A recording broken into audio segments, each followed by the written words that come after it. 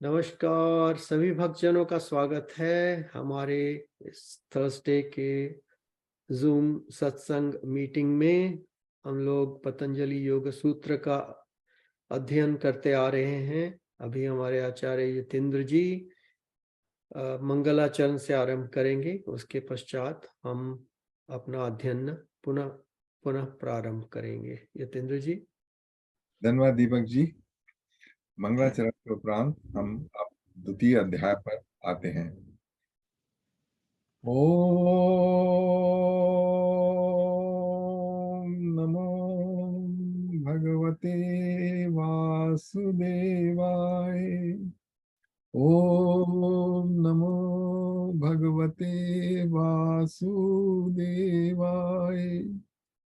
ओम नमो भगवते वासुदेवाय। नारायण नमस्कृत्य नरं चैव नरोत्तमं देवीं सरस्वतीं व्यासं ततो जयमुदीरये। ॐ अज्ञानतिमिरान्धस्य ज्ञानाञ्जनशलाकया चक्षुरुन्मीलितं येन तस्मै श्रीगुरुवे नमः। वसुदेवसुतं देवं कंसचाणूरमर्दनं देवकी परमानन्दं कृष्णं वन्दे जगद्गुरुं। मूकं करोति वाचालं पङ्गुलङ्घयते गिरिं यत्कृपातमहं वन्दे परमानन्दमाधवम्। सच्चिदानन्दरूपाय विश्वोत्पत्त्यादिहेतवे तापत्रये विनाशाय श्रीकृष्णाय वयं नमः। ॐ तप्त काञ्चन गौरांगी राधे वृंदावनेश्वरी वृषभानुसुते देवी प्रणमामि हरिप्रिये। ॐ सहना भवतु सहना भुनक्तु सह वीर्यं करवावहै तेजस्विनावधीतमस्तु मा विद्विषावहै। ओम शांति शांति शांति। हरि ओम।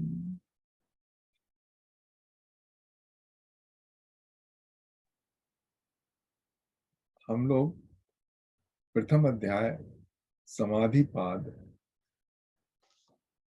का अध्ययन कर चुके हैं।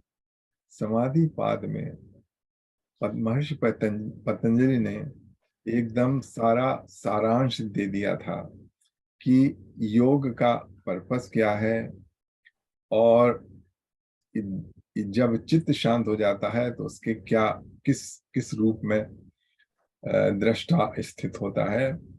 तो पहले महर्षि पतंजलि ने इंट्रोडक्शन में कहा था कि चित्त वृत्ति का निरोध। चित्त वृत्ति का निरोध का अर्थ है कि Stilling the mind. Mind is always restless.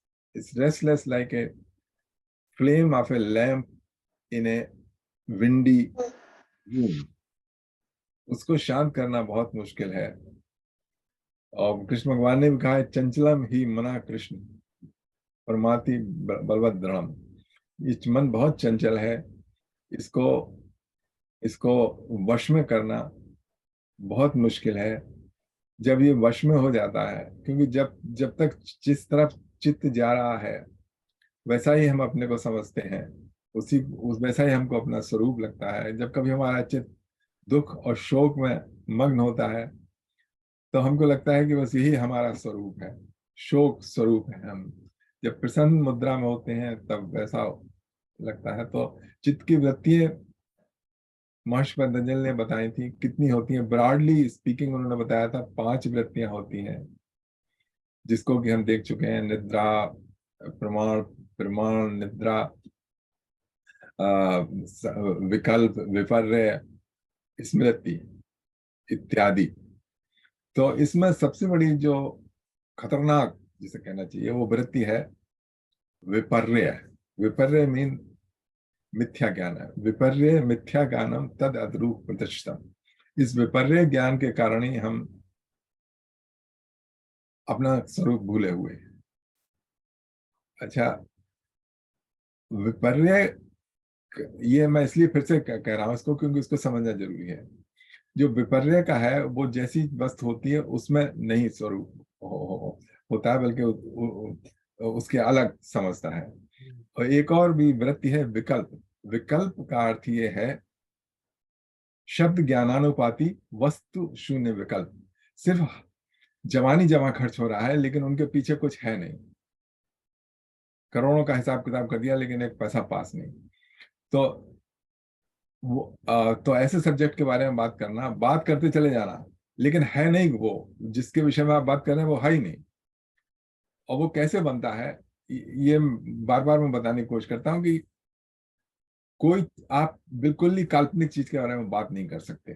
कोई विषय पे जो बिल्कुल काल्पनिक है वो आप इम्पॉसिबल है। जब भी आप बात करेंगे तो 2 सत्य होंगे, उनको आपने गलत तरीके से मिक्स किया होगा, तब तब झूठ बनता है। झूठ अलग से नहीं बनता है। झूठ सत्य, 2 सत्य को गलत तरीके से मिला के बनता है। जैसे उदाहरण के लिए देख लीजिए कि हाथी एक सत्य है। आप हाथी के बारे में बात कर रहे हैं तो आप किसी वस्तु के बारे में बात कर रहे हैं, ठीक है। अच्छा, पंख के बारे में आप बात करें, जो चिड़ियों के पंख होते हैं ना, वो भी सत्य है अपनी जगह। लेकिन अगर आप हाथी के पंख की बात करें, वो 2 सत्य आपने मिला दिया, हाथी भी सत्य है, पंख भी सत्य है। पंखों की बात करें, वो विकल्प हो गया। विकल्प है कि जिसकी कोई है नहीं। तो आध्यात्मिक क्षेत्र में ऐसा बहुत होता है। जो चतुर बोलने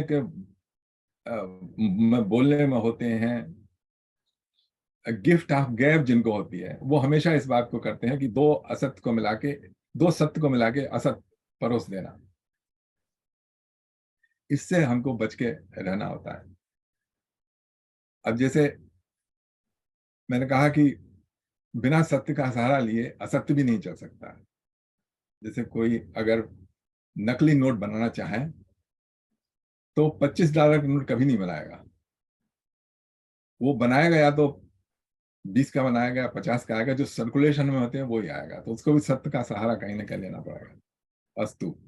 तो ये दो वृत्ति हैं, वो काफी खतरनाक हैं। एक तो विपर्य और दूसरी विकल्प। क्योंकि विपर्य जो है, विपर्य और मिथ्या ज्ञानम तद अद्रूप प्रतिष्ठितम, मतलब इससे फॉल्स नॉलेज, और फॉल्स नॉलेज के सहारे हम गलत रास्ते पे चले जाते हैं, गलत विधि करने लगते हैं।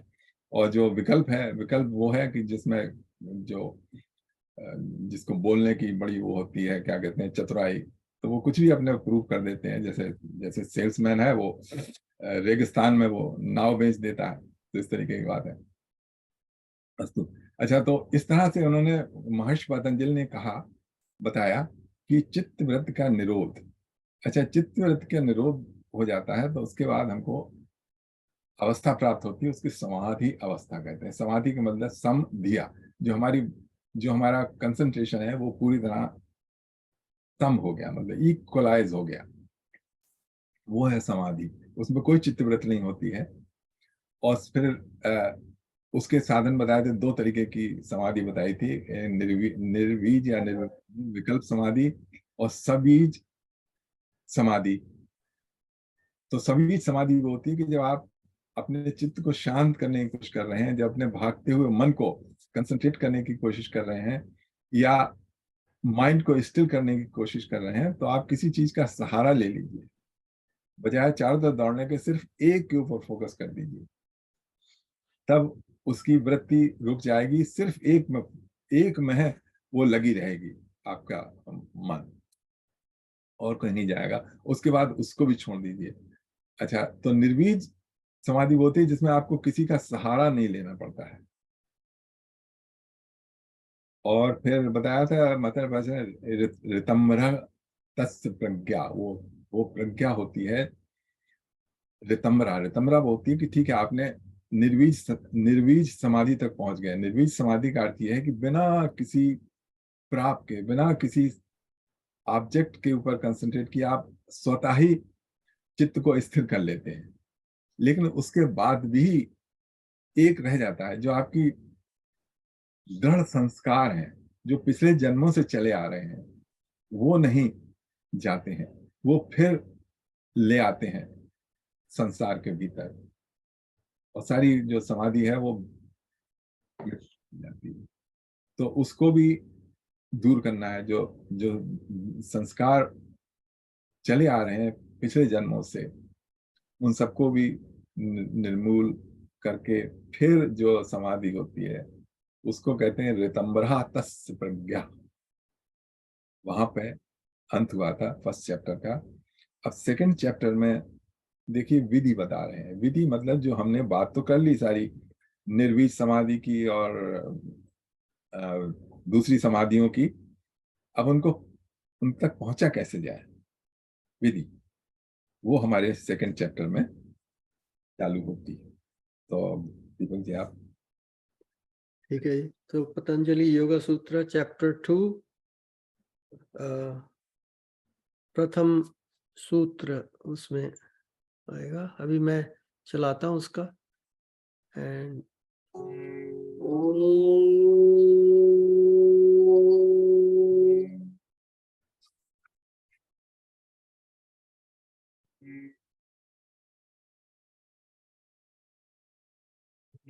अथ द्वितीयः साधनपादः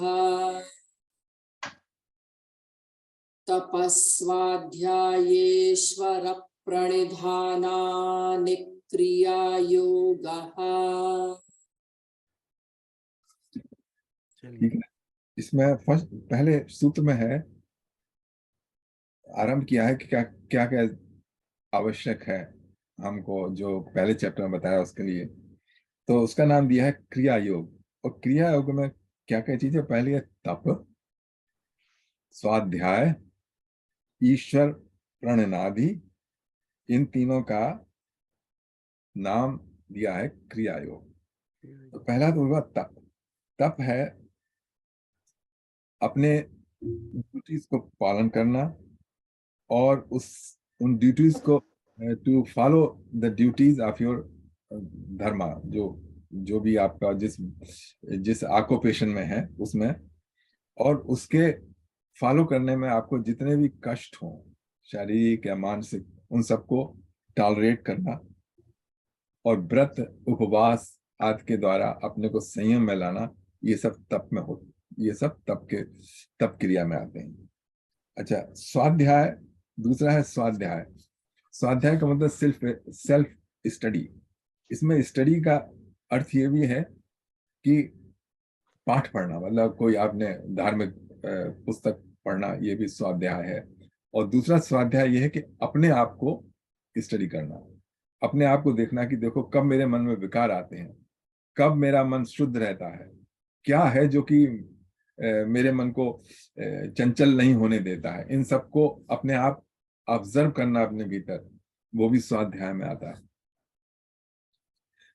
तीसरा है ईश्वर प्रणिधान। ईश्वर प्रणिधान तो बहुत इंपॉर्टेंट है, मतलब शरणागति जो कि गीता में आया है, वो है कि ये विश्वास के साथ चलना कि मैं अकेले कुछ नहीं कर सकता, जब तक भगवत कृपा नहीं होगी, unless I have the grace of the Guru, of the भगवान, थ्रू द मीडियम ऑफ गुरु,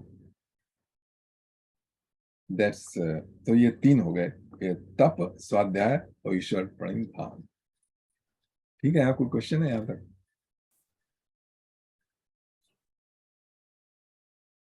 अब दूसरा नहीं, उसका ट्रांसलेशन जो है इसमें विवेकानंद जी का, वो है mortification, study and surrendering fruits of work to God are called kriya yoga. इन्होंने और फैला दिया, मतलब ठीक है। हम इसको और बहुत एक्सप्लेन कर सकते हैं इसको जितना चाहें। चलिए, Yeah, yeah. अगर आप इंटरप्रिटेशन पढ़ना चाहें वो भी पढ़ दीजिए, उसमें क्या है, बट Yeah, जो interpretation mein those samadhis with which we ended our last chapter are very difficult to attain, so we must take them up slowly. The first step, the preliminary step, is called Kriya Yoga. Literally, this means working towards yoga. The organs are the horses, the mind is the reins, the intellect is the charioteer, the soul is the rider, and this body is the chariot. The master of the household, the king, the self of man is sitting in this chariot. If the horses are very strong and do not obey the reins, if the charioteer, the intellect, does not know how to control the horses, then this chariot will come to grief.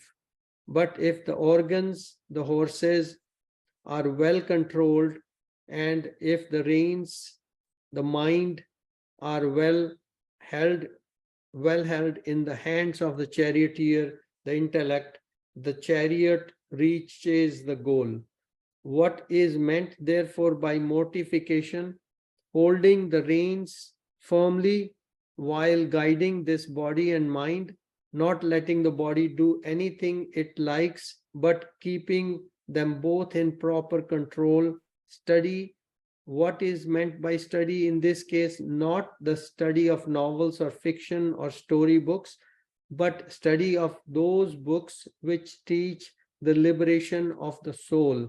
Then again, this study does not mean controversial studies at all. The yogi is supposed to have finished his period of controversy. He has had enough of all that and has become satisfied. He only studies to intensify his convictions. Vad and Siddhanta, these are the two sorts of scriptural knowledge. Vada, the argumentative, and Siddhanta, the decisive. When a man is entirely ignorant, he takes up the first part of this, the argumentative fighting and reasoning, pro and con. And when he has finished that, he takes up Siddhanta, that is the decisive, arriving at the conclusion. Simply arriving at this conclusion will not do, it must be intensified. Books are infinite in number and time is short. Therefore, this is the secret of knowledge, to take which is essential. Take that out and then try to live up to it. There is an old smile in India that if you place a cup of milk before a Rajahamsa, swan, with plenty of water in it, he will take all the milk and leave the water. In that way, we should take what is of value in knowledge and leave the dross. All these intellectual gymnastics are necessary at first. We must not go blindly into anything. The yogi has passed the argumentative stage and has come to a conclusion which is like the rocks, immovable. The only thing he now seeks to do is to intensify his conclusion. Do not argue, he says. If one forces arguments upon you, be silent. Do not answer any argument, but go away free, because arguments only disturb the mind. The only thing is to train the intellect. So what is the use of disturbing it anymore? The intellect is but a weak instrument and can give only knowledge limited by senses. The yogi wants to go beyond the senses. Therefore, the intellect is of no use to him. He is certainly of this and therefore is silent and does not argue. Every argument throws his mind out of balance, creates a disturbance in the chitta, and this disturbance is a drawback. These argumentations and searchings of the reason are only one on the way. There are much higher things behind them. The whole of life is not for schoolboy fights and debating societies. By surrendering the fruit of work to God is to take to ourselves neither credit nor blame, but to give both up to the Lord and be at peace. अच्छा समझाया इन्होंने. बहुत अच्छा समझाया है, बहुत अच्छी अच्छी बातें बताई हैं. अभी तो और भी बता सकते थे, मतलब they can keep on going. Yeah. These are not the things. There are thousands of other good things. I don't know why he didn't include all of them. See, Yeah, वो शॉर्ट में रखना चाहते थे. मेरे ख्याल ये is as हाँ, concise as possible. And ये पतंजलि ने इतनी मेहनत करी कि Yeah. इतना फैला हुआ था, उसको इतना छोटा कर दिया जिससे कि आपके दिमाग में रहे. Yeah, वो सूत्र है ना. yeah, सूत्र. अब हम जो कर रहे हैं उसका उल्टा कर रहे हैं. जो पतंजलि Yeah, ने yeah. जो सही बात. यानी आप तो अगर कोई जो फैला हुआ उसको बटोर के लाएं, फाइलें तमाम सारी होती है ना, उसको लेके आप पूरी एक सीडी में आप छोटी सी रख दी. अब वो उन सब somebody comes and he opens up and spread all over. मतलब Yeah. ही. अच्छा, ये जो बात बताई वो आने वाली है आगे. अभी जैसे कि चैरियट है, इंटेलेक्ट आपको चैरियट है, ये है वो है. और फिर उसके बाद ये भी बताया इंटेलेक्ट से काम नहीं चलता. Intellect is not everything. Yeah. अच्छा, तो अब ये है जो मेन था. क्रिया योगा है क्या आखिरकार? क्रिया योगा में 3 चीजें हैं: तप, स्वाध्याय और ईश्वर प्रणिधान. बस ये हमको ध्यान रखने की जरूरत है. तपा का मतलब ये है कि हम अपने जो रिस्ट्रेन करने की कोशिश करें अपने सारे सेंसेस को और अपनी बॉडी को, मतलब आलस वगैरह से दूर रहें. और ईश्वर प्रणिधान डिपेंड. अच्छा, ईश्वर प्रणिधान इन्होंने बिल्कुल नहीं बताया. बिल्कुल बहुत कम शॉर्ट में था यहाँ पे. बहुत शॉर्ट में. हाँ, बहुत शॉर्ट में था. बाकी और फिर उन्होंने कहा कि आर्गुमेंट करो मत करो. आर्गुमेंट की तो बात ही नहीं हो रही भाई. हम क्या आर्गुमेंट करने थोड़े ही बैठे हैं. Yeah. We are here to know how to do it. Okay. Yeah. How to. अच्छा, तीसरी बात ये है स्वाध्याय.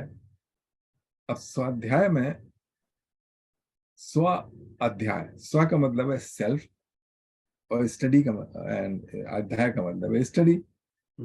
स्वाध्याय के इसके 2 अर्थ हैं कि अपने आप अध्ययन करो, मतलब बजाय किसी से टीचर के या स्कूल जाने के, you do study yourself. What you will study? You study the authorized scripture.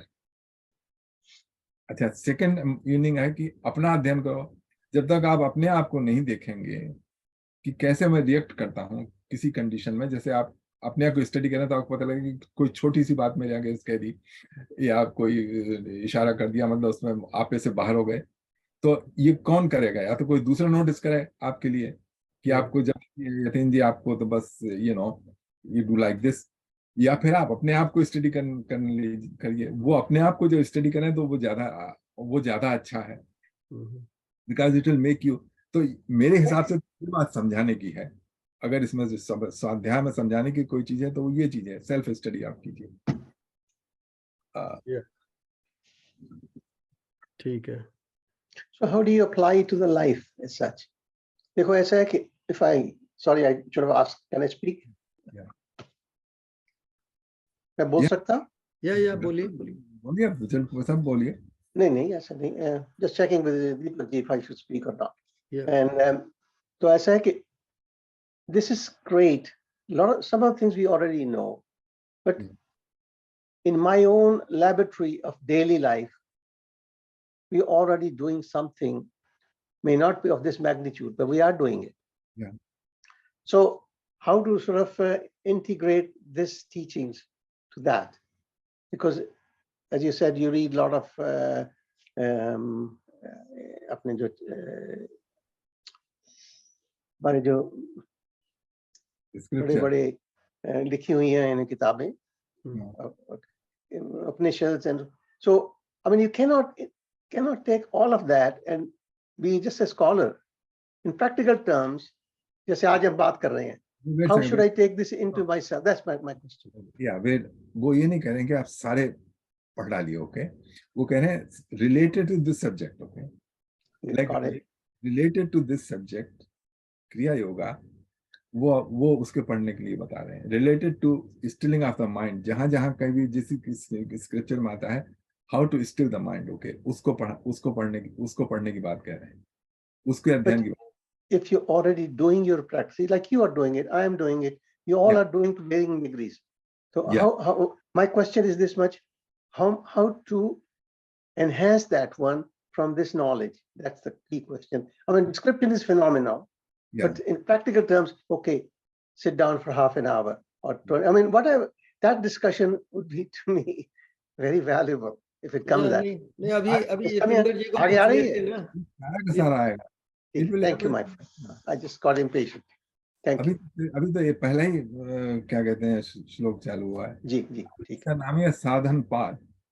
या साधन I'm means sorry I started that. या आगे बताएंगे कुछ, पर मेरा ख्याल है कि अभी जितेंद्र जी पार्ट ऑफ इट तो ऑलरेडी कर रहे हैं, ओम जी भी कर रहे हैं। ये लोग तब बहुत जल्दी उठ जाते हैं इन द मॉर्निंग, एंड जो भी अपना स्वाध्याय वगैरह ये करते हैं उस टाइम से शुरू हो जाता है। और दैट एंड तप वगैरह जो भी है इन्होंने किया हुआ है, तो वो तो हमने भी किया है, अपनी लाइफ का तप किया हुआ है बहुत।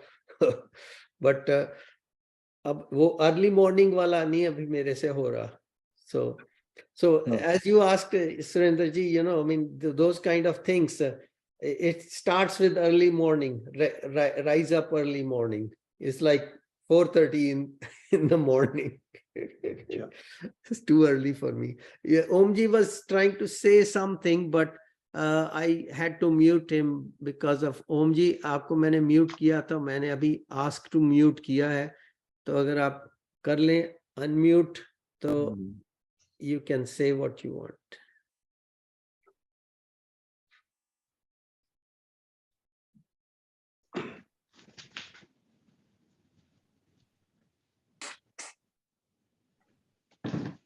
वो आपको फॉलो कर रहा है ओम जी, बिल्कुल कैमरा उसका ना। Very good. भैया ये बहुत काफी दूर है ये पोर्टल। नहीं, ये जबरदस्त चीज है, ये अपना पहले जाता है, दूर आता है, फिर क्लोज आता है, अब इसने सेट कर लिया अपने आप को। या वेरी गुड।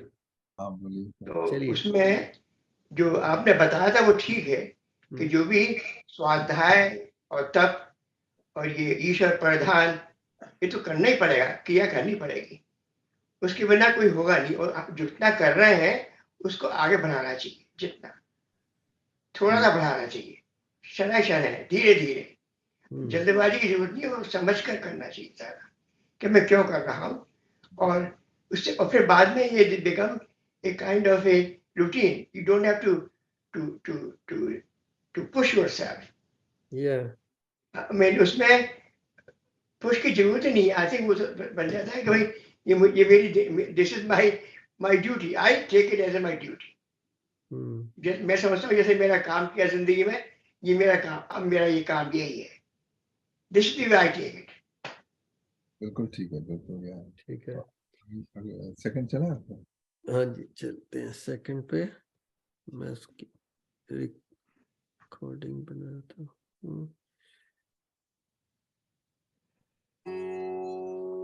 समाधि भावना क्लेशतनुकरणार्थश्च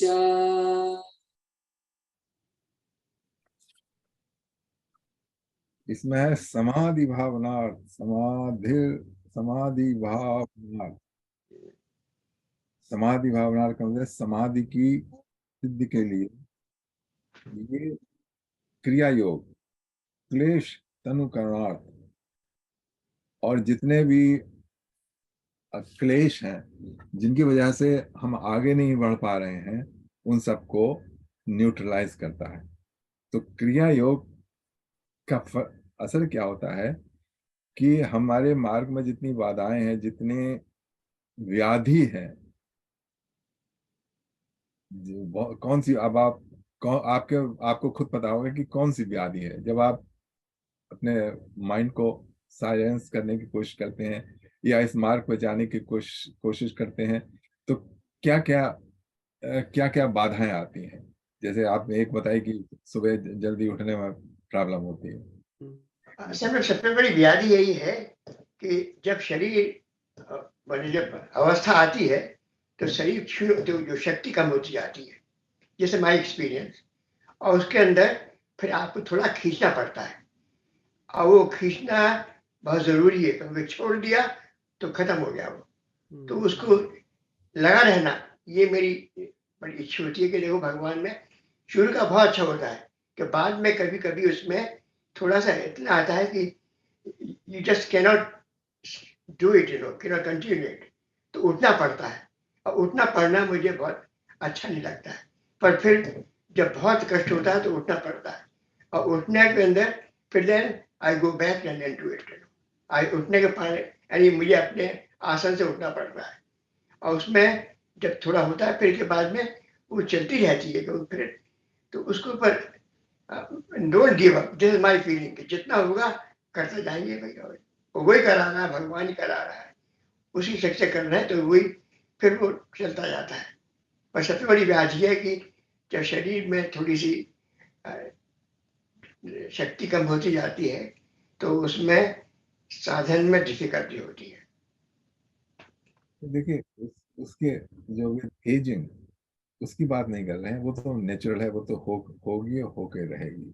उसके लिए क्या योग है वो इफेक्टिव, वो तो आपको हमको एक्सेप्ट करनी पड़ेगी। ठीक है, हम अच्छी लाइफ हेल्दी लाइफ रहते हैं तो ठीक है, 90 की at the age of 90 we will feel like 80, at the age of 100 we will feel like 90, but eventually it will catch up. Okay, तो ये यहाँ पे बात कर रहे हैं जो कि समर्थ कैपेबल पर्सन है, उसके मामले उसके रास्ते में रुकावटें आ रही हैं, वो इसी क्रिया योग से दूर। जैसे आप सपोज कर लीजिए, सफिशिएंट आपकी बॉडी भी ठीक है, उसके बाद भी आलस कर रहे हैं और मन इधर उधर भाग रहा है, जो तबीयत हो रही है कि आज शाम को मेडिटेशन करें, लेकिन बजाय मेडिटेशन के कहीं और चल दिए ना, तो इस तरीके के, तो ये जो है, ये जो इस तरीके की बाधाएं हैं, वो इस क्रिया योग से अगर अभ्यास हल्के हल्के किया जाए तो वो दूर होने लगता है। और जैसा आप ओम जी बता रहे थे, वो तो हम सब जो एजिंग हो रहे हैं, वो तो उसको कोई नहीं रोक सकता, मतलब उसके बाद एक दिन मर जाएंगे, वो उससे भी कोई कोई क्रिया योग या कुछ नहीं कर सकता है। जब अंत समय में पड़े होंगे, मतलब सपोज कर लीजिए लास्ट 10 डेज ऑफ लाइफ बिस्तर पर पड़े हैं, तो उसके बाद ये थोड़ा ही काम देगा, ये जो जो है। क्रिया योग की बजाय क्रिया कर्म होगा। हाँ, असल में एक क्रिया योग का एक अवसर मैंने क्रिया योग भी सीखा है, और क्रिया योग ये जो बाबा जी, जो महाअवतार बाबा जी और ये स्वामी ये जो योगानंद जी का ये है, तो उसके अंदर भी उनके there is a few steps which you have to say, like पहला तो होता है उसके अंदर, पहला ध्यान, फिर पहले तो प्राणायाम, फिर धीरे धीरे के 7 उसके स्टेप्स हैं, और उनको वो उसको फिर वो जाते हैं। we are going to stay here, what is the I'm not talking about it. I'm not discussing. This is the way the Kriya Yoga is defined by the by the yoga Yoganand ji वगैरह. I don't want to discuss that. This is a different story altogether. I don't know, मतलब पर एक क्रिया अलग अलग होती है और सब क्रिया योग है. Everybody what does is a क्रिया योग. yeah, so जो सुलभ है आपके लिए वही क्रिया योग है. yeah, so for the time being, we will stay what Maharshi Patanjali is saying, and according to him, Kriya Yoga have 3 components. One is तप, स्वाध्याय और ईश्वर प्रणिधान। इसको हमेशा हमें याद रखना है। अच्छा, इससे होता क्या है, जो हमारे रास्ते के रोड़े हैं,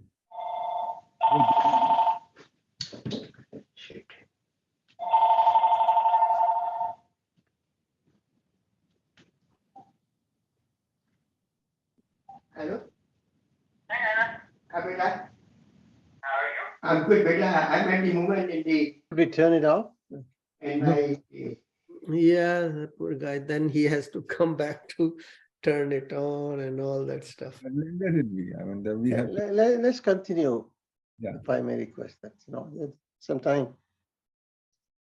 या तो अब ये बता दिया कि ना आपके रास्ते के जो रोड़े हैं, रोड ब्लॉक्स, वो हटने लगते हैं इससे। लेकिन आपको पता है what are the road blocks? तो अब वो अगले श्लोक, अगले सूत्र में बता रहे हैं कि what are the road blocks which are preventing you. तो अब उसको देखिए, तीसरे सूत्र में देखिए क्या है। ओके, मैं ऑन करता हूँ।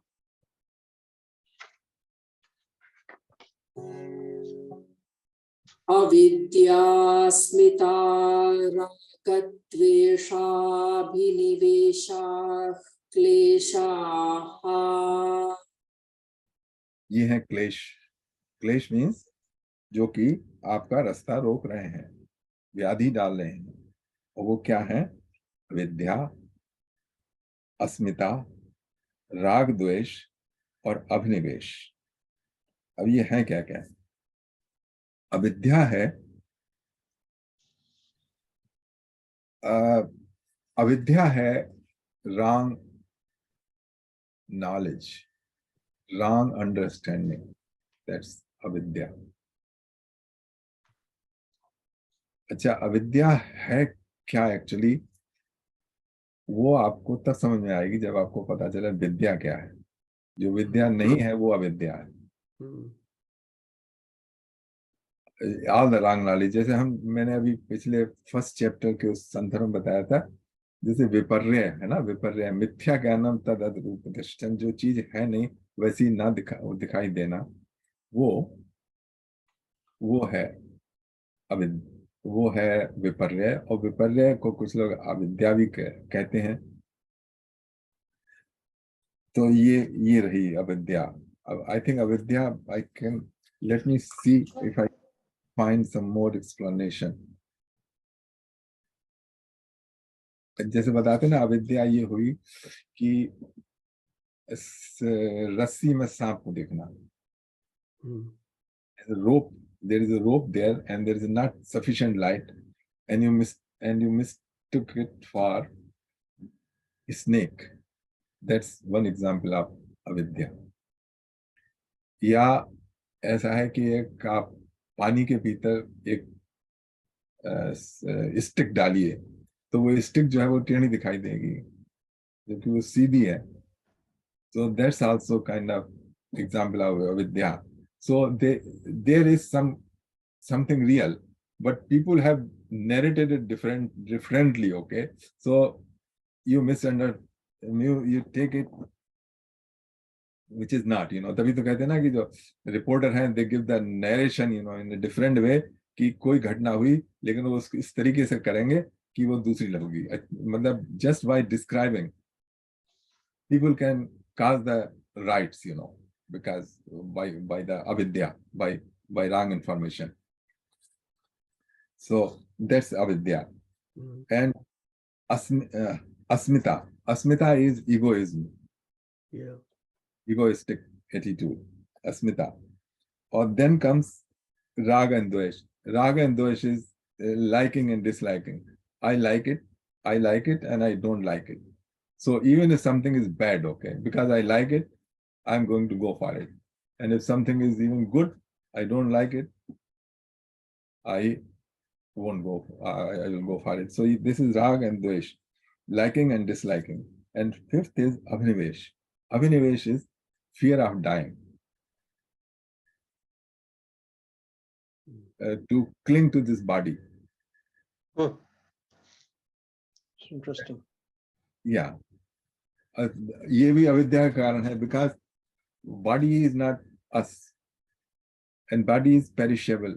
It has been said again and again, but it's still clinging to this body and wishing that it will never go away, it will never die. This trying to do everything for that. But so that's Abhinivesh. So these are 5 5 impediment on the on the path. ये इनको दूर करना है.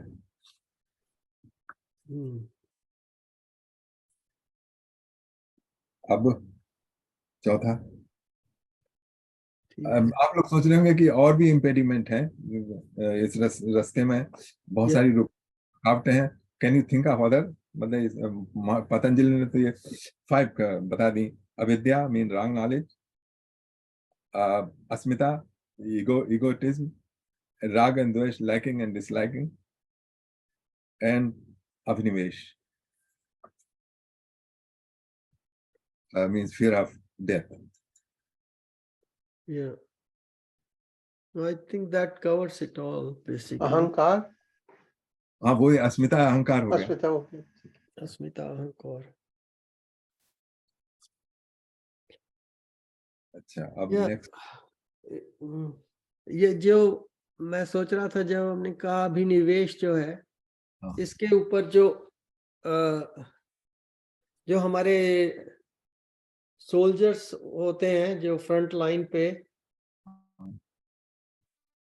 और जो warriors होते हैं, उन्होंने काफी ज्यादा इसके ऊपर कंट्रोल किया होता अभिनिवेश. क्योंकि otherwise they know what can happen there. Why would they go into that service? Why would they even venture into that? They say, no, हमें तो अपना शरीर बचाना है. But no, they must know something about the whole thing. कि, you know, this body is impermanent. It's okay if it goes and goes. It's in the service of my nation. I'm going there. I think that is one profession that just came to my mind कि भी कौन ऐसा कोई sect होगा हमारी society का जो कि you know इसमें सक्सेसफुल होगा अभिनिवेश में कंट्रोल में. So soldiers are one of those. Yeah, and you know, suicide bombers, they are also. Yeah, on the other side, those, yeah, firefighters, those kind of people, you know. That Abhinivesh is not that kind of fearlessness. Okay, Yeah, that's part of avidya, because they are going to go and have 72 food and all that. Oh, yeah, that one is avidya, the terrorist ones. Yeah. Yeah. So one avidya neutralize another clash. Yeah. अच्छा, अब इसके बाद हर एक का description देंगे. मतलब अविद्या क्या है, राग द्वेष कैसा है ना, ये 5 बता दिए 5. अब अगला है चौथा श्लोक. अविद्या क्षेत्रमुत्तरेषां प्रसुप्ततनु विच्छिन्नोदाराः.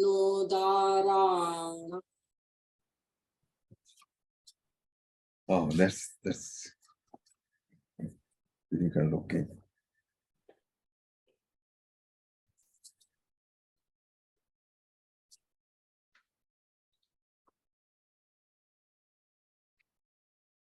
देखिए, ये जो क्लेश है वो 4 तरीके के हैं. इस जो अविद्या है, it comes in the 4 varieties. 4 varieties हैं कि अविद्या है लेकिन इस समय आपको सोई हुई है, मतलब वो सरफेस पे नहीं आई है. वो है प्रसुप्त, बताया प्रसुप्त. और दूसरा है तनु. तनु है, उसको आपने योग के द्वारा थोड़ा रिड्यूस कर दिया है उस अविद्या को. और तीसरा है विच्छिन्न, कि एक क्लेश की वजह से दूसरा क्लेश दब जाए, वो विच्छिन्न है. और चौथा है उदार, जिसमें पूरी तरह से एक्टिव हो अविद्या, वो. तो ये 4 हुए. एक तो हुए कि जब फुली एक्टिव है, दूसरी ये है कि दबी हुई है किसी और क्लेश के कारण, और तीसरी है जो कि थोड़ी कम हो चुकी है, न्यूट्रलाइज कर दिया आपने थोड़ी बहुत, और चौथी है जो कि इस समय सोई हुई है, मतलब बिल्कुल प्रसुप्त है, अभी आपको लग नहीं रहा है क्योंकि आपको उसकी जरूरत नहीं है, लेकिन जब समय आएगा तब वो अविद्या प्रकट हो जाएगी।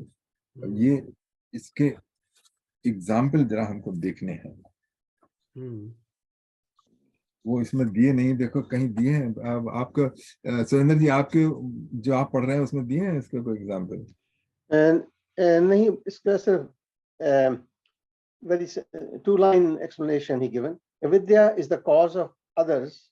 Sorry, avidya is the cause of all the others, rather dormant, attenuated, intermittent, or fully active. Yeah, so four बताया हुआ है। Dormant, सोई हुई है। Attuned means थोड़ा उसको आपने कम कर दिया है, वॉल्यूम कम हो चुका है उस समय। अच्छा, intermittent or fully active. Fully active. Varying degree हुई ना? Yeah. So अविद्या के चार, मैं इसकी कोई एग्जाम्पल देने की देख रहा था कि कैसी क्या है, देखते हैं। I mean, at the bottom he said after 2.5, several hindrances. Is it okay if I read that? Yeah. It's about in a para or so. Several hindrances are enumerated here: avidya, asmita, raga, dvesha, and abhinivesha. But the root cause of all these kleshas is ignorance. Yeah, this avidya is the master. This is so according to all sages in India. The basic source of our human predicaments is ignorance of our own true nature and of the nature of the cosmos. Everything else follows from this. Avigya paramam malam. Ignorance is the great blemish. Is a remark. Anyway, I'll finish here.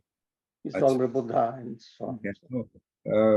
Example अभी नहीं मिले, लेकिन हमको चार तरीके की तो लग गई। Ignorance 4 types, which is fully active. दूसरी है इंटरमिटेंट। तीसरी है जो कि थोड़े कम हो गई है, किसी कारण से आपने अपने प्रयत्न कर रखी है। और चौथी है dormant. Mind if I interrupt? This is related. I can relate to it. This moment. I mean, this is I run into it every day. Yeah. This varying moments of grandeur and ignorance and so on. And आपको example दीजिए कि dormant अविद्या, जो कि dormant है, अभी है नहीं, अभी मन में कई चीजें होती है ना कि बैठी हुई हैं। जैसे आज मैं खेलने गया था तो मेरी इच्छा थी कि मैं जीतूंगा। अच्छा। But I lost badly. The fact is, वो जो it is there. It's something which surfaces, want to surface, but you're holding it back, or for whatever reason. हाँ, so I don't know if वो दूसरी type की हो गई। वो that is not dormant, that is attuned. आपने छोटी कर दिया, उसको कम कर दिया। हाँ, वो attenuation की एग्जांपल है कि वो अच्छा इंटरमिटेंट है कि कभी आई, कभी नहीं, कभी नहीं। आपको इतनी जीतने की क्यों पड़ी है, मुझे समझ में नहीं आ रहा। You gonna go for some league play? I played in the league today. Oh, you did? That's why. Okay.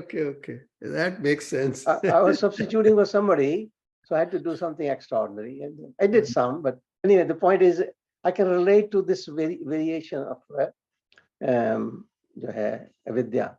उससे भी क्या कहते हैं, अस्मिता से भी, अस्मिता मीन्स अहंकार से भी अहंकार। यस, तो ये ओके।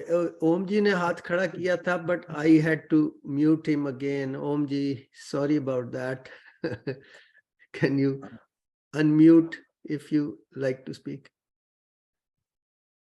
हाँ ओम जी बताइए। So he's to get up again and yeah, I have to get up again because it is quite little distance, Yeah. What is the root cause of avidya? ये बहुत बड़ी चीज है। अगर हम रूट को चाहें तो एक तो संस्कार है, और एक अपना जो वातावरण है और जो हो रहा है, तो उसको how to to overcome it. That's a very important thing, you know.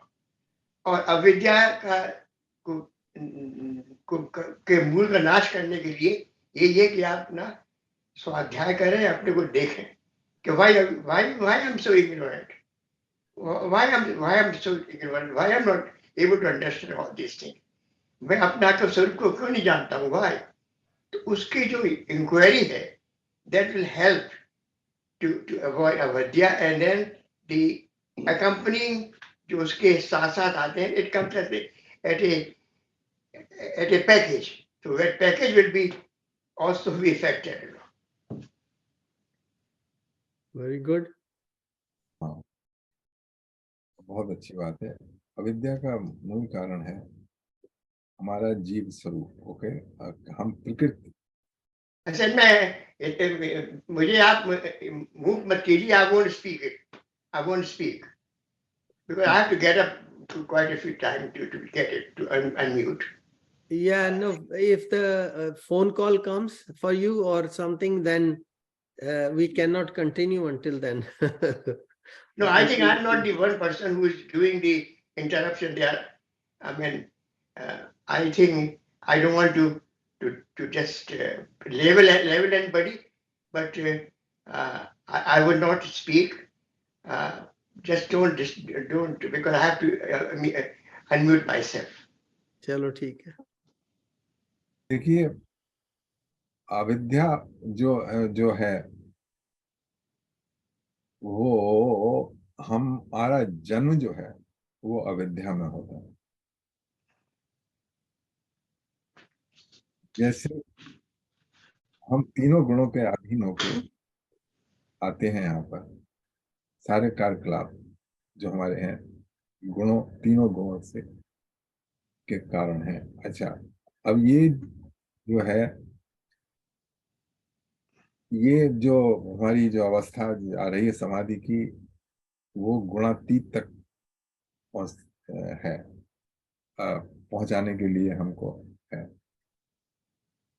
अभी अगले श्लोकों में इसका थोड़ा सा और डिटेल में आएगा, तब बताएंगे कि क्या कारण है। मूल कारण ये है कि हम इस संसार में हैं तो हम अविद्या में ही हैं।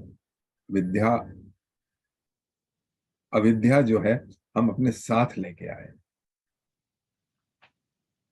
तो पूरा बैगेज जो है हमारा वो कम्स विद अविद्या।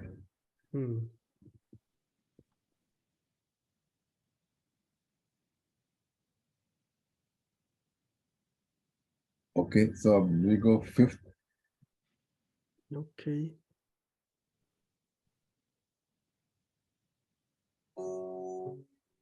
अनित्या शुचि दुःखानात्मसु नित्य शुचि सुखात्मख्यातिरविद्या।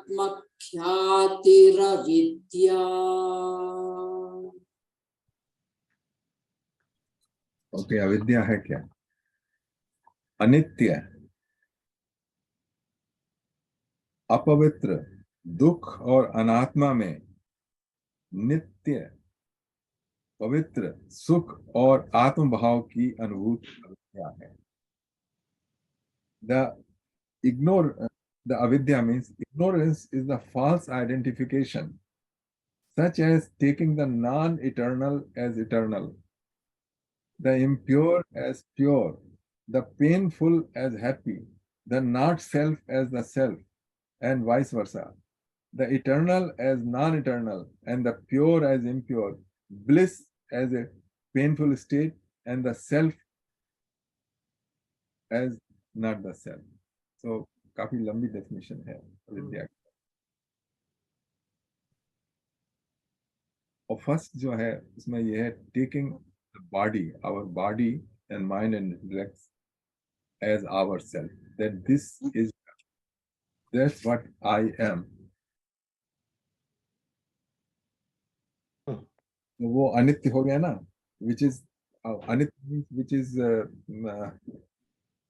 not eternal. So body mind is not eternal, and we take that this is eternal, that is going to last forever, you know. So that's the first thing is that false ideas and identifying ourselves completely with body, mind, and intellect. We all do. I mean, in our everyday dealings, this reinforces again and again. If somebody's body is sitting, then we say he is sitting in. Even the sages, even the person, those who are engaged in the spiritual pursuit, they do that. Just like I have seen the people install their gurus' bodies, statue in the temple. You know, they're teaching all the time that body is not the self, but they are and going in front of, and that body is at certain stage. You know, I have seen that people install their guru deity of the old age. I mean, the guru has passed through childhood, youth, and everything, and then died. So why so much attention on the body? But that's how we deal in our Vyavaharic Jagat. And so it reinforces that what I am is body, and that's the first thing. So anitya ko nitya samajhna, or which is non-eternal, thinking is eternal, the impure as pure, painful as happy, and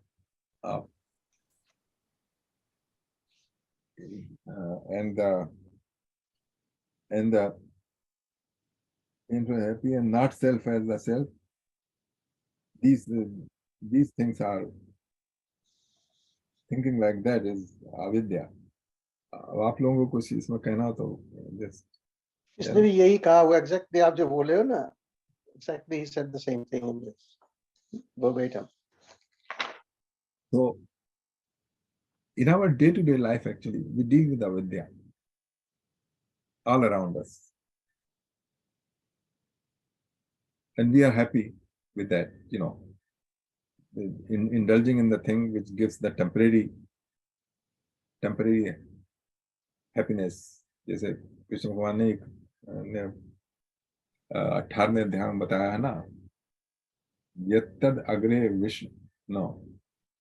विषयो संया, जो चीज शुरू में तो बहुत मीठी लगती है, मतलब our sensual enjoyment, indulging in the sense, लेकिन in the end they end up in the painful stage, you know, all the bimari, just like clogging of the artery, diabetes. I mean, why we are getting it? Because at one time we indulge in that. The things which have clogged the arteries, you know, they made us very happy at one time. We enjoyed them. The restaurant junk food and all that thing. So, और जो painful है, this doing meditation, restraining our senses, it looks painful, but then eventually they give us the real happiness. So, but under the influence of avidya, we always go the wrong way. I mean, yeah, only if you remember last night. ठीक है, ठीक है. जैसे आराम करना बहुत अच्छा लगता है, मगर that doesn't help the body build its muscles and strength. So exercise करना बहुत painful लगता है, uncomfortable लगता है, मगर that does help the body build muscle and strength. You know, so that kind of thing is explained here. अभी देखो ना, बिल्कुल सिस्टमेटिकली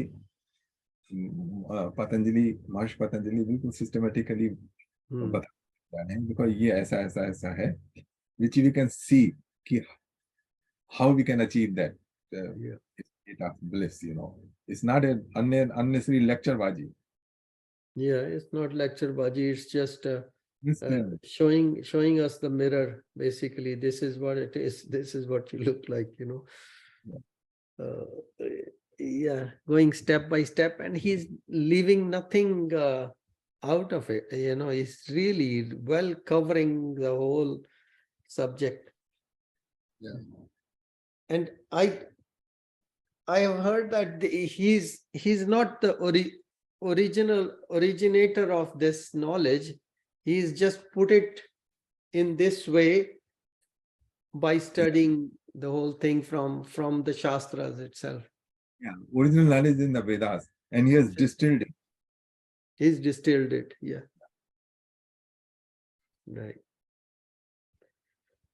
अच्छा, Number 6. yeah. Okay. दृग्दर्शन शक्त्योरेकात्मते वास्मिता अविद्या बता दी, अब अस्मिता बता रहे हैं। अस्मिता क्या है? Yeah. अस्मिता ये है दृक् शक्ति और दर्शन शक्ति, इन दोनों का एक रूप हो जाना अस्मिता है।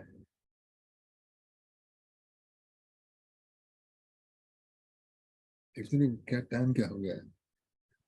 4:19.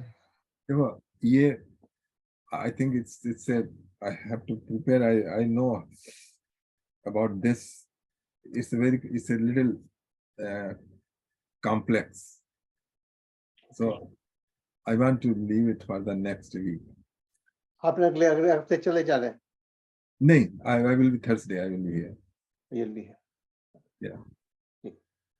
तो अब थोड़ा टाइम जो बचा है ना 4:30 से, तो वो जो ओम जी ने कहा था ना, जरा उनका भी कर लेते हैं। Yeah. एक और भी हमने पढ़ा था ना, वो दृग क्या था वो? दृग दर्शन, दृग दृश्य विवेक, दृग दृश्य विवेक, वो इससे रिलेटेड है वो इससे? हाँ हाँ। अच्छा। ये है कि इन दोनों का एक हो जाना अस्मिता है।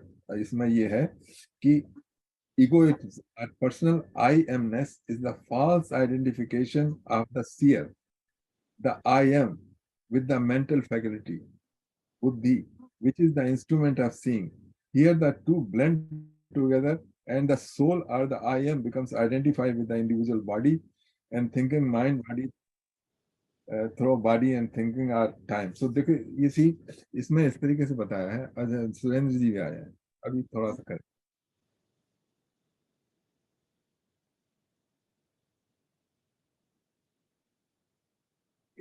अच्छा करे देते हैं। इसमें ऐसा है कि there are two things: the seer who is seeing the object and the seen which you see.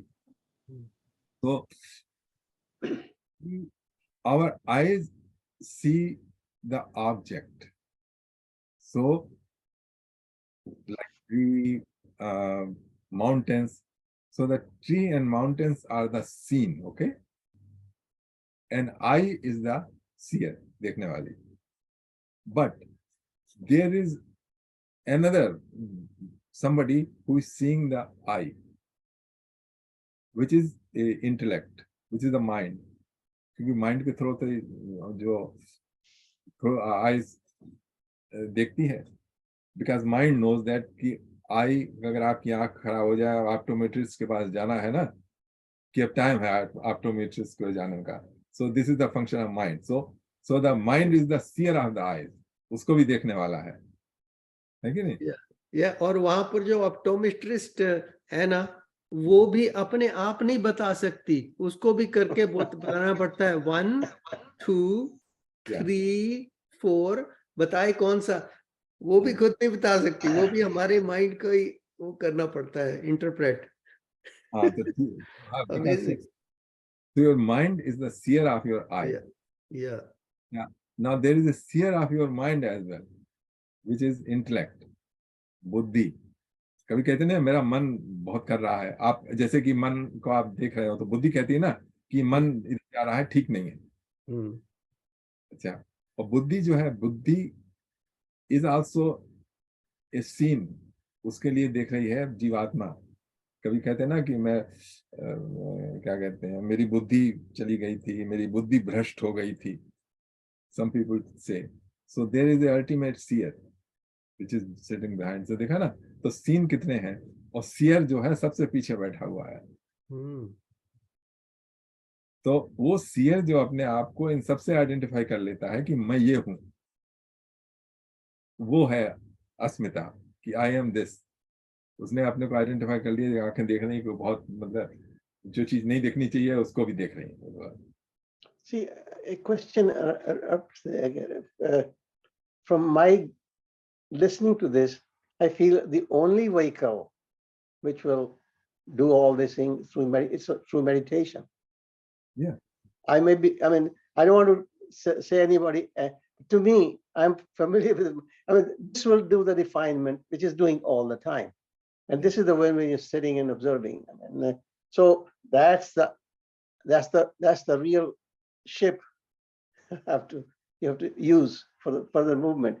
And these things they die out when you're meditating. They're already that half an hour, it's all tranquil, Satchidanand. Even for a second, it does come. So a second, more and more meditation. I mean, you can't do 24 hours, but you can do it morning. You can do it as often as you can, and maybe a couple of hours a day. And but this does, like a dry cleaning to me. It's like, put simply, it means the whole this your ignorance, it does wash that away, and then again it replenishes. बिल्कुल ठीक है। That's how Maharshi Patanjali going step by step, slowly and slowly, जो आपने कहा ना, he will come to the same conclusion, but he will walk you through. No, that's very good. With the understanding. Yeah, but we have to go through all those 4 things like tapa and swadhyay and Ishwara Pranidhan, etc., etc. तो I ये mean, सब, just reminding again, हम 2 घंटे यहाँ बैठे हैं. What are we doing? We are focused. It depends on your capacity, but we are together, and we are. It's the tapasya we're doing it. Yeah. Knowingly or unknowingly. Yeah. I mean, I'm saying it's in the right direction. I'm implying. So eventually he will come. The 8-step process, Ashtang. Yeah. जिससे कि आप पा जाए पार. Yeah. But before Maharishi Patanjali goes there, he just explains to you what he's doing. ठीक है, तो आप दूसरा सब्जेक्ट जो है वो you can take up the other subject that Om ji mentioned. Yeah, so we stopped at 6. Yeah, we stop at 6. नहीं, Om ji brought about this chapter in Srimad Bhagavatam, 7th canto and chapter 15. So in chapter 15, there is some similar description as in Yoga Sutra, okay? और उसमें there is a 15th श्लोक. Yeah. No, कहाँ गया? नहीं, not 15th श्लोक. The chapter 15 and 31st श्लोक. Okay, उसमें 15, 31st. Okay. In that meditation के बारे में बताया है. इसमें लिखा है, जब तक मन संकल्प विकल्पों को छोड़ना दे, तब तक नासिका के अग्रभाग पर दृश्य जमाकर पूरक, कुंभक और रेचक द्वारा प्राण तथा अपान की गति को हम लोग करते हैं. our gaze in between eyebrows. जब आप अपनी नाक को देखने की कोशिश करेंगे तब that's what will happen. अच्छा, काम की चोट से घायल चित्त इधर उधर चक्कर काटता हुआ जहां जहां जाए, विद्वान पुरुष को चाहिए कि वहां से उसे लौटाकर धीरे धीरे हृदय में रोके. So again we try to, if the various thoughts are coming, we try to let them come and let them go. जब साधक निरंतर इस प्रकार का अभ्यास करता है, तब ईंधन के बिना जैसे अग्नि बुझ जाती है, वैसे ही थोड़े समय में उसका चित्त शांत हो जाता है. तो ये है, यहाँ पे चित्त शांत करने की विधि बता रहे हैं. यहाँ पर वो है और उसी से मिलती जुलती हमारे योग सूत्र में भी है, लेकिन योग सूत्र में पूरी तरह पहले डिटेल में डिस्कशन कर दिया है, पूरी 8 प्रोसेस बताई हैं, उसके बाद यहाँ पर पहुंचे हैं।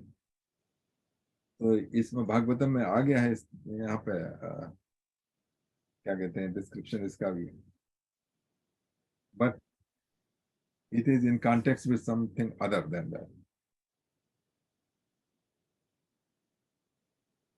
ठीक है। अब भजन वगैरह हो गया।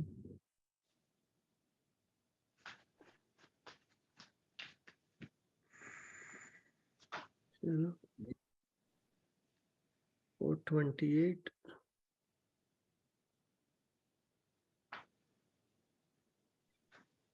यस जी ने कोई सवाल नहीं पूछा।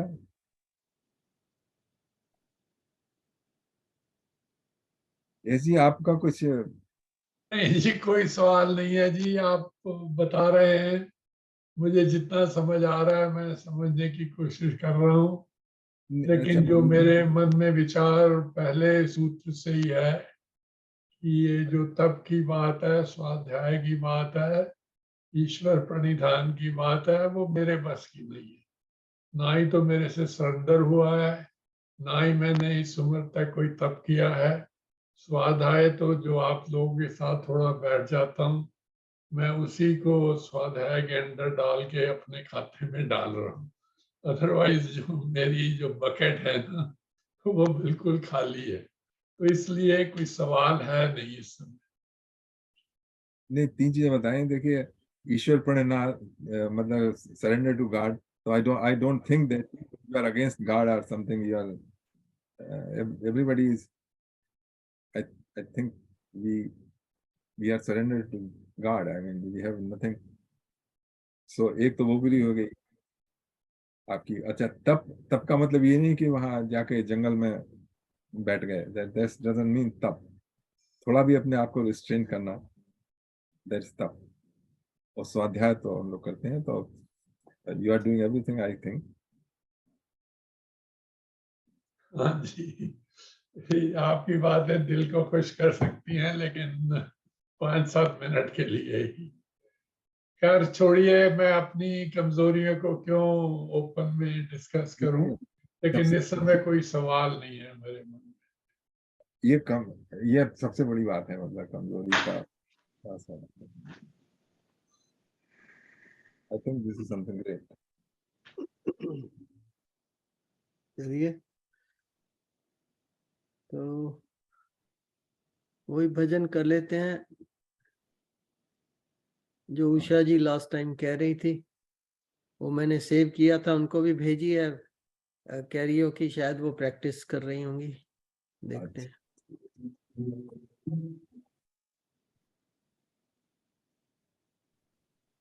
See when you see you. Approval from your potential father-in-law?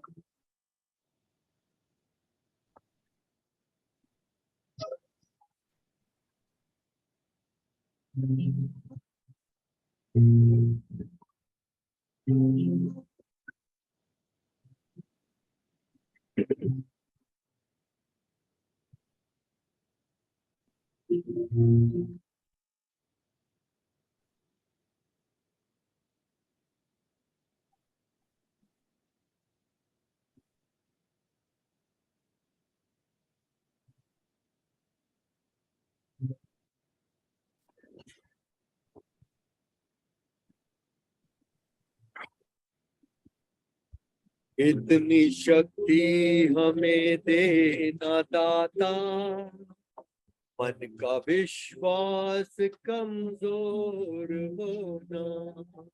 इतनी शक्ति हमें देना दाता, मन का विश्वास कमजोर होना।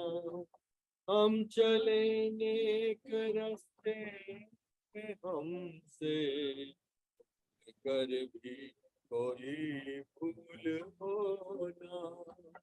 इतनी शक्ति हमें देना दाता, मन का विश्वास कमजोर होना। हम चले एक रास्ते पे, हमसे कर भी कोई भूल होना। इतनी शक्ति हमें देना दाता, मन का विश्वास कमजोर होना।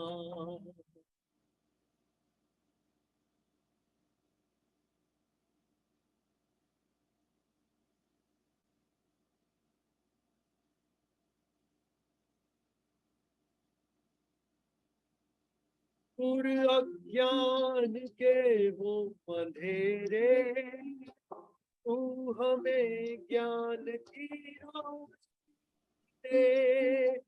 हर बुराई से बच के रहे हम, जितनी भी दे भली जिंदगी दे।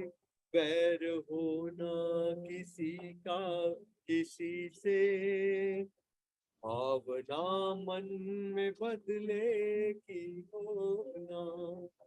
हम चले नेक रास्ते पे, हमसे कर भी कोई भूल होना। इतनी शक्ति हमें देना दाता, मन का विश्वास कमजोर होना।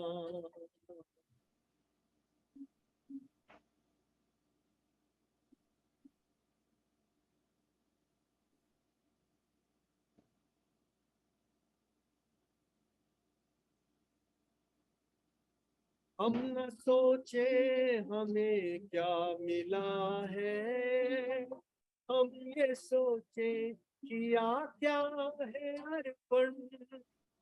फूल खुशियों के बांटे सभी को, सबका जीवन ही बन जाए मधुबन।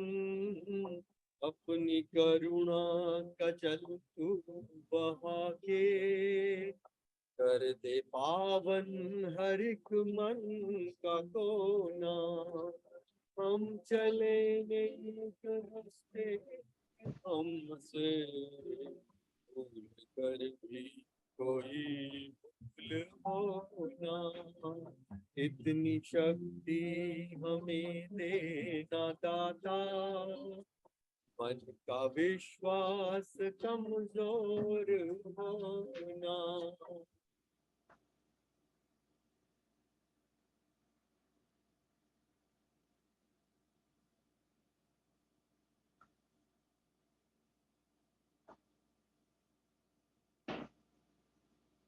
हर तरफ है बेबसी है, सहमा सहमा सहर आज है। पाप का बोझ बढ़ता ही जाए, जाने कैसे ये धरती कमी है। बोझ ममता से तू ये उठा ले, तेरी रचना का ये अंत होना। हम चले नेक रास्ते पे, हमसे कर भी कोई भूल होना। इतनी शक्ति हमें देना दाता, मन का विश्वास कमजोर होना।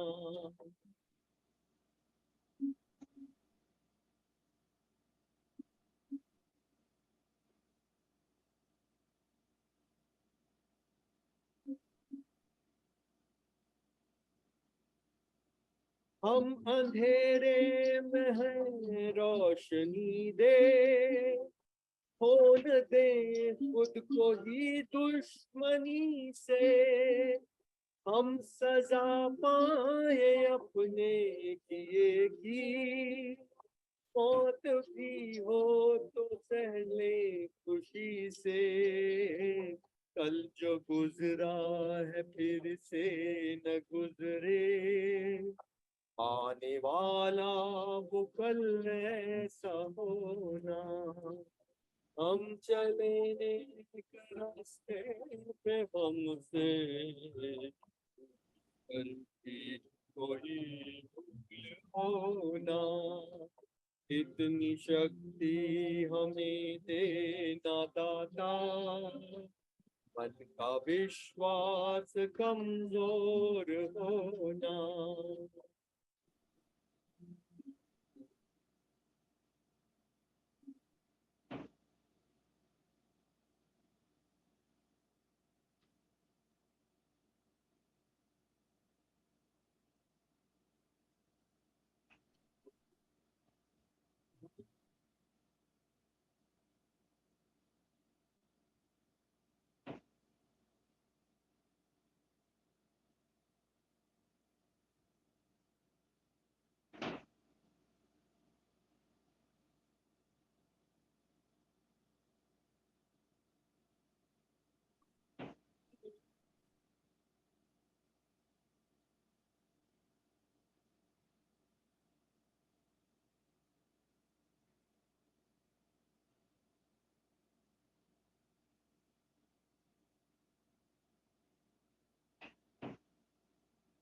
ये और कोई भजन करेंगे आप में से?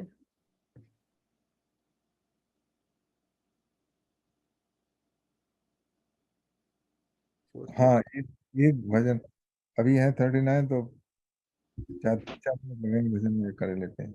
हाँ जी।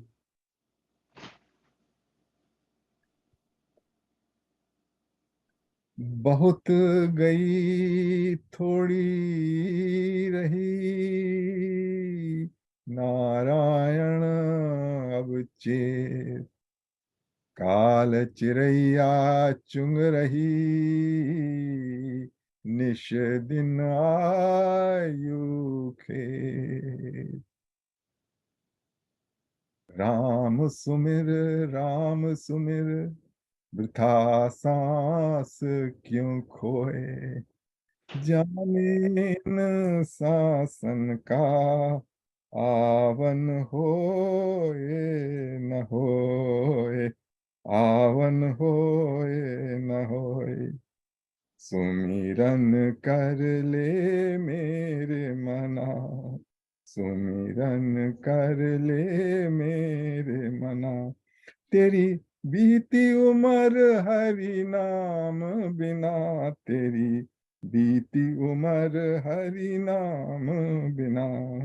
सुमिरन कर ले मेरे मना।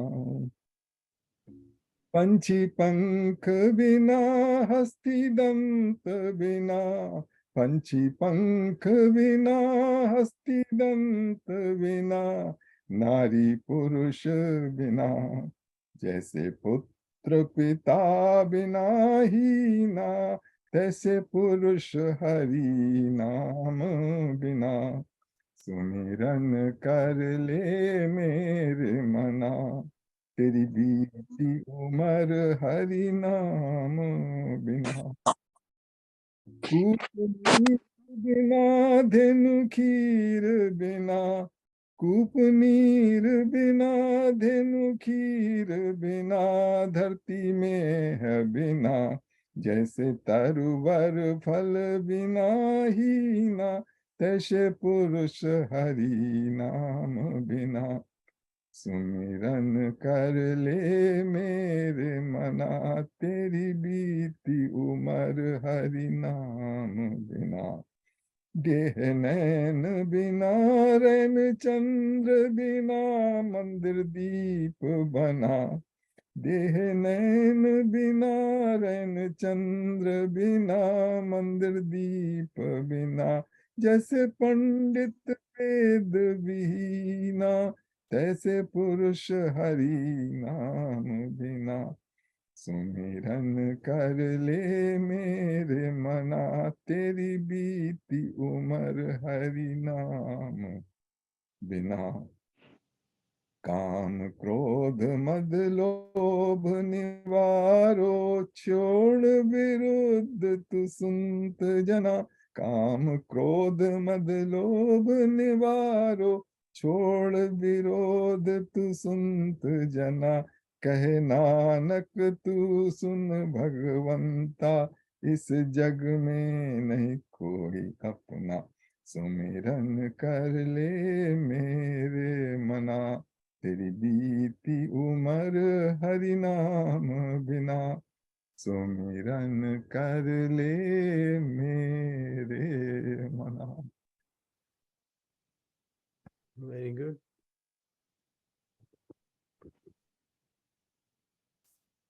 अब 43 हो गया, थोड़ा लंबा मेडिटेशन कर लेते हैं, थोड़ा 15 मिनट का, ठीक है। या कोई क्वेश्चन हो तो उसको। या और कोई कमेंट या क्वेश्चन हो तो पूछ लीजिए, फिर नहीं तो मेडिटेशन में चलते हैं थोड़ी देर के लिए, 15 मिनट के लिए। नमस्कार नमस्कार। नमस्कार सरोज जी। आप तो बिल्कुल योगी लग रहे हो। एग्जैक्टली योगियों वाले ड्रेस पहनी है आपने, और ड्रेस चेहरा ही भी है। वैसा ही है। मैं सच्ची में मैंने कहा ये योगी कहाँ से आ गए। ड्रेस आ पहन के गए, वो मैं यही रहते हैं। थोड़ा सा ढोंग रचाता हूँ मैं ड्रेस पहन के। नो नो, अच्छा लग रहा था। या अच्छा लग रहा था। या कोई भजन गाएंगी आप? हाँ भजन मैं गाए। हाँ जी। मैं या फिर श्योर। कभी गाऊंगी।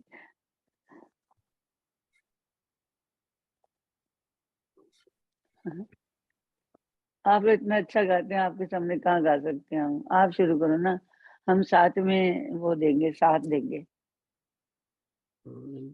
तो आप गाओ। एक मेरा भजन मैंने भजन गा लिया एक और इससे करना पहले चाहिए, है। एक और करना चाहिए, एक और कर लीजिए, अभी 5 मिनट है।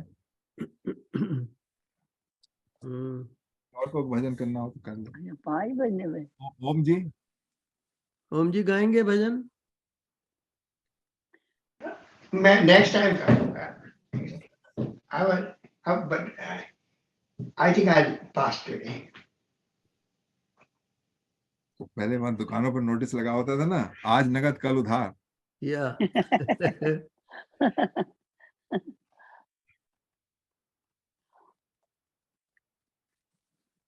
जय गणेश।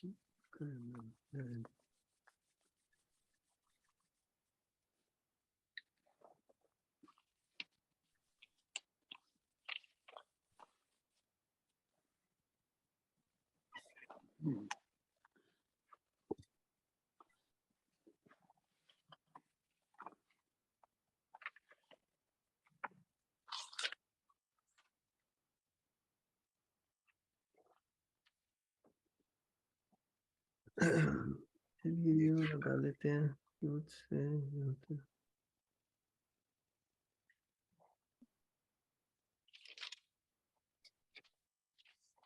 चलिए ये गा लेते हैं, चलोटा वाला।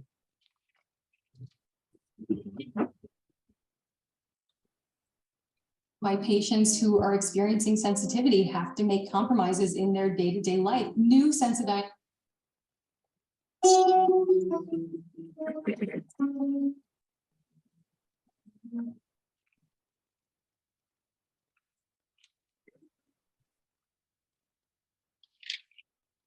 तेरे मन में राम, तन में राम, रोम रोम में राम रे। राम सुमिर ले, ध्यान लगा ले, छोड़ जगत के काम रे। बोलो राम, बोलो राम, बोलो राम, राम राम, बोलो राम, बोलो राम, राम राम। तेरे मन में राम, तन में राम, रोम रोम में राम रे। राम सुमिर ले, ध्यान लगा ले, छोड़ जगत के काम रे। बोलो राम, बोलो राम, बोलो राम, राम राम, बोलो राम, बोलो राम, बोलो राम, राम राम।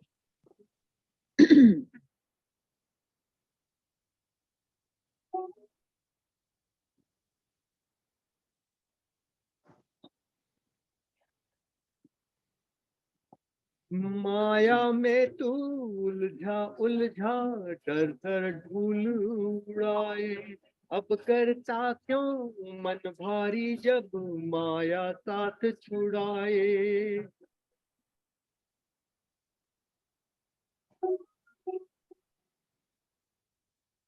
माया में तू उलझा उलझा दर दर धूल उड़ाए, अब करता क्यों मन भारी जब माया साथ छुड़ाए।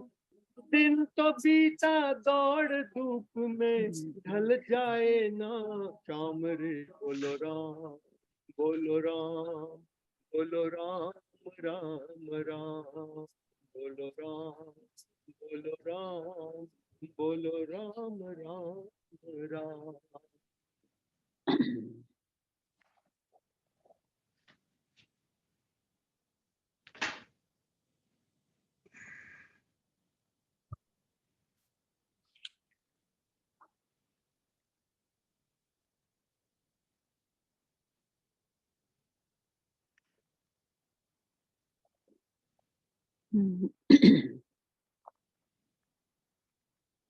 तन के भीतर 5 लुटेरे डाल रहे हैं डेरा, काम क्रोध मद लोभ मोह ने तुझको ऐसा घेरा।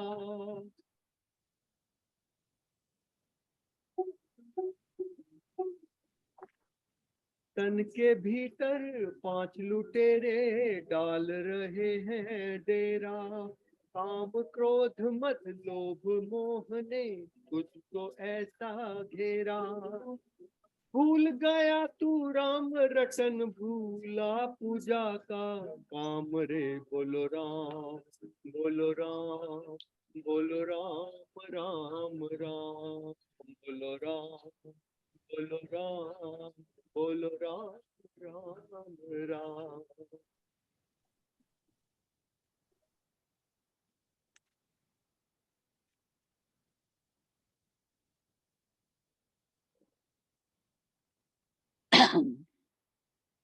बचपन बीता खेल खेल में भरी जवानी सोया, देख बुढ़ापा सोचे अब तू क्या पाया क्या खोया।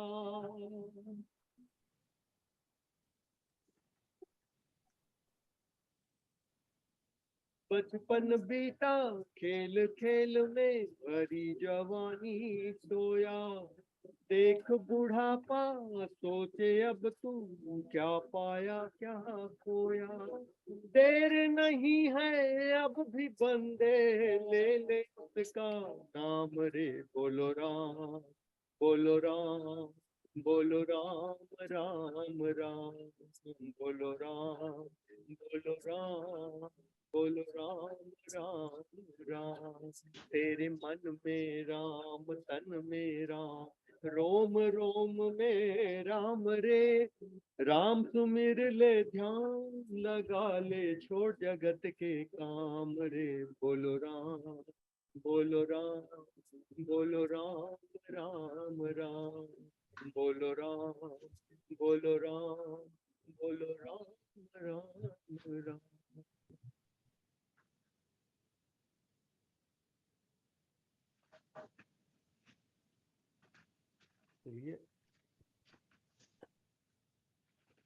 अब हम मेडिटेशन की ओर बढ़ेंगे और आज का सेशन रिकॉर्डिंग यहीं पर हम क्लोज करेंगे। तो ओम जी। मंगलम भगवान विष्णु मंगलम गणध्वजा मंगलम पुंडरीकाक्ष मंगलाय श्री राम श्री राम श्री राम। जय जय।